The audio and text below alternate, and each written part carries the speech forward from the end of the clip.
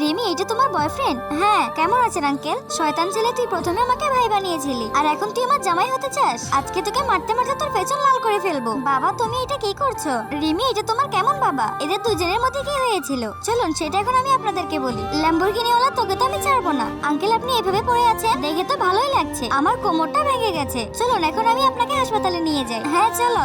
বাবা, আমাকে সাহায্য করার জন্য তোমাকে ধন্যবাদ, কিন্তু হাসপাতালের বিল দেওয়ার মতো আমার কাছে টাকা নেই। আঙ্কেল, আপনি চিন্তা করবেন না, আমি আপনার স্কুটি ও জিনিসপত্র বিক্রি করে হাসপাতালের বিল দিয়ে দিয়েছি। আরে আমি তো স্কুটিটা আমার মেয়েকে গিফট করার জন্য কিনে নিয়ে যাচ্ছিলাম। আরে ইয়ার, এত সুন্দর মেয়ের ছবি এই বুড়োর ফোনে কি করে? আঙ্কেল, আপনি এই ফোনটা দিয়ে কি করবেন? আমি এই ফোনটাও বিক্রি করে আসি। আমার কথা শোনো। হ্যাঁ স্যার, বুড়ো জিনিসপত্রগুলো পাঠিয়ে দাও আর স্কুটিটা তোমার কাছে রাখো। কিন্তু স্যার, স্কুটিটা বিক্রি করে তো আপনার গাড়ি ঠিক করেছি। এটা মেয়ের চক্কর, তাড়াতাড়ি স্কুটিটা ফেরত নিয়ে আসো। গার্লফ্রেন্ডের সাথে কথা বলছো? কিন্তু আপনি কিভাবে বুঝলেন? আরে আমিও তো তোমার মতো জোয়ান, আমারও একটা গার্লফ্রেন্ড আছে, কিন্তু আমাকে তো কোনো মেয়ে পাত্তাই দেয় না। আমি তোমাকে শেখাবো কিভাবে মেয়ে পটাতে হয়। শয়তান, তুই আমার মেয়েকে গার্লফ্রেন্ড বানিয়েছিস? বাবা, সে চোর না, সে একটা বড় কোম্পানির মালিক, তার অনেক টাকা পয়সা আছে। বন্ধুরা, তোমরা কি ভিডিওতে লাইক সাবস্ক্রাইব করো না?